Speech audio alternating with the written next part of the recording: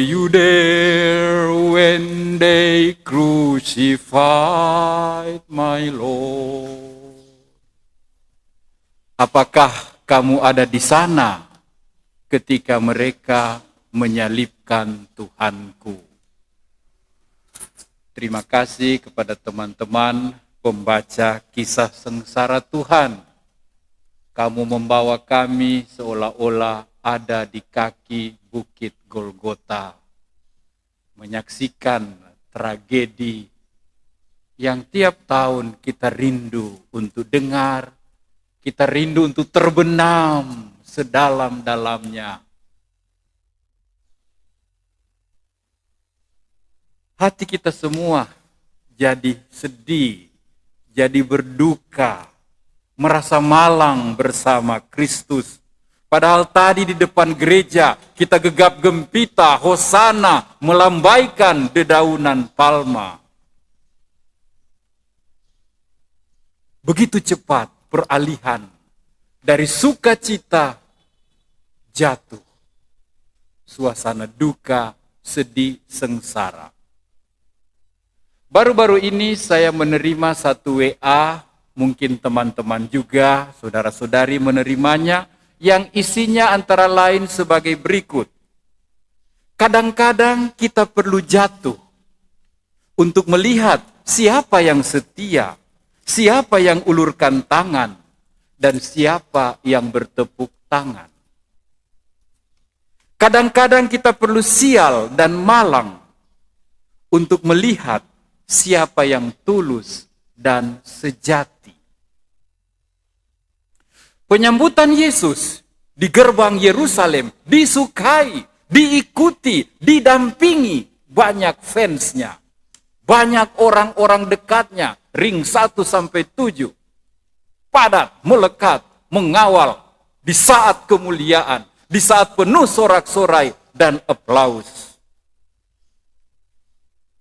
Tapi ketika klimaks itu menurun perlahan-lahan, ketika dia berjumpa dengan penolakan, ketika dia berhadapan dengan sekongkol, ketika dia mulai ditolak, diadili, dan diteriaki, salibkanlah dia. Were you there when they crucified my Lord? Di mana mereka itu? Di mana orang-orang itu ketika dia sial dan malang? Dia mulai memanggul salib, sengsara, dan wafat. Berapa yang setia,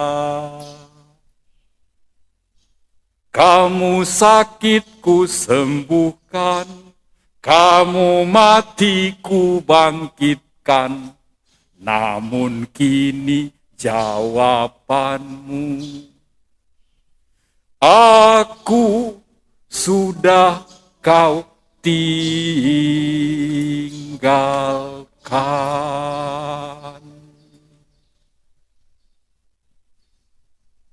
Pekan suci ini mendamparkan sebuah pertanyaan besar.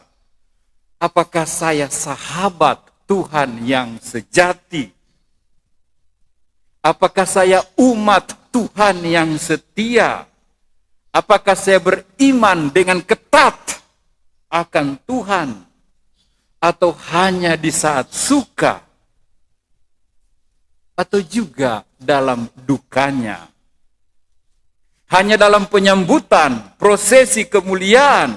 Atau juga di jalan salib kehidupanku sehari-hari?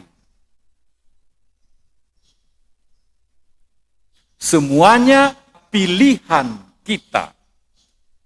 Pada saat memasuki Yerusalem, Yesus juga bisa memilih seekor keledai sesuai ramalan Nabi Zakaria.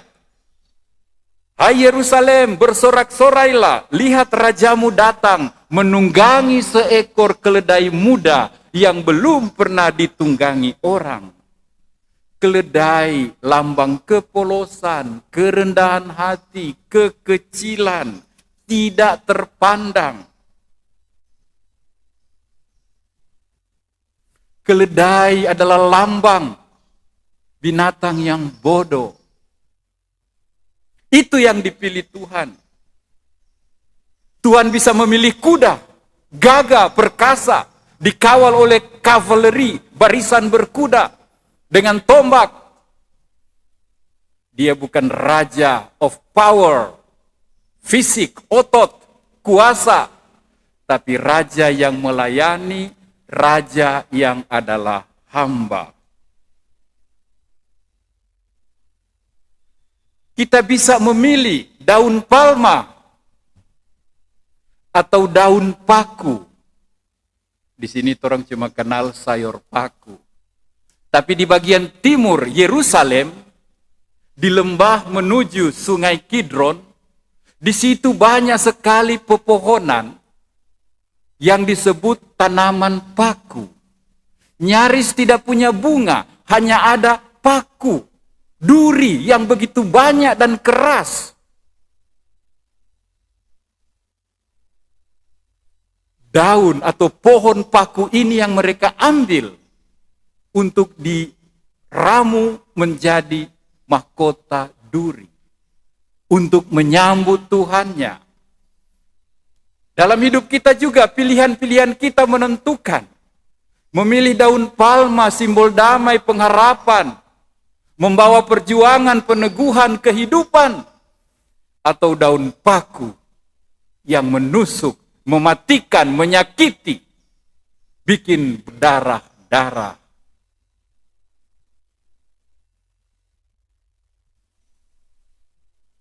Kita juga bisa memilih berseru Hosana atau oh bukan yang di bawah sana. Salibkan dia. Sadis. Tapi itu pilihan kita. Mau berseru Hosiana, Hosana artinya God save me. God you are my savior. Tuhan tolong aku. Atau kita boleh memilih. Bunuh dia, rajam dia, sekajo, habis kalau habis, balas, 7 turunan. Bebas, kita memilih. Kita juga dapat memilih seperti Petrus, Yakobus, Yohanes.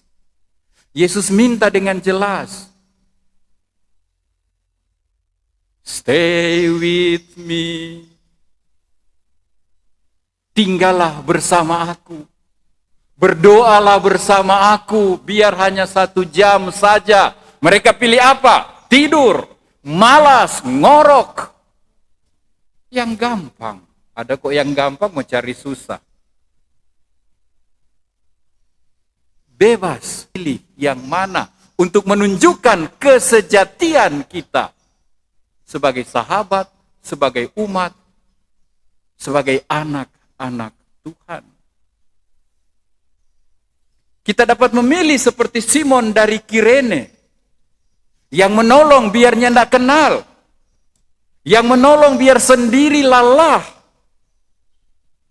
Yang menolong biar dia sendiri masih banyak urusan. Kita bisa memilih untuk tidak peduli, tidak care, tidak solider. Di saat duka dewasa ini, kita semua, dunia gereja membutuhkan helping hands. Tangan-tangan yang menolong, terutama di mana tidak ada tangan lain yang menolong.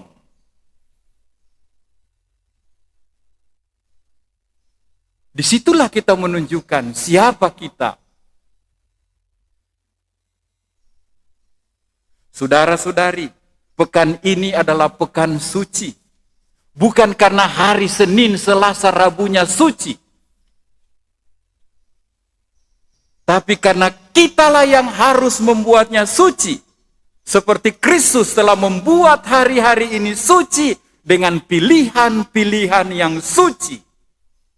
Pilihan-pilihan yang kudus, yang mulia, yang sejati. Cinta kitalah yang akan membuat hari-hari ini, bahkan setiap hari-hari kemudian menjadi suci. Seperti cinta banyak ibu dan bapa. siap berbakti berkorban sampai habis bagi anak cucu. Seperti cinta patriotisme melahirkan heroisme, pahlawan-pahlawan yang menyerahkan jiwa dan raga. Seperti besarnya cinta Nelson Mandela, seperti dahsyatnya cinta Ibu Teresa, seperti luhurnya cinta Padre Damian yang mati bersama orang-orang kusta di Pulau Molokai. Seperti Yesus yang setia sampai akhir dengan cinta yang penuh untuk kebaikan orang yang dikasihinya. Dialah yang ingin kita temani lebih dekat, kita kasihi lebih hangat, kita ikuti lebih tepat sepanjang hari-hari Minggu Suci ini, bahkan sepanjang hari-hari hidup kita. Apakah kamu akan ada menyertai dia di hari-hari terakhir kehidupannya? Selamat menyambut, selamat menemani Tuhan dalam hidupmu, dalam hatimu di hari-hari suci ini. Mari kita membuat pilihan-pilihan yang suci, penuh cinta, yang akan membawa kita pada buah mulia, sengsara dan salib. Itulah kebangkitan, itulah hidup baru kita. Pekan suci ini ingin disucikan oleh cinta kita, digabungkan dengan cinta Kristus sendiri.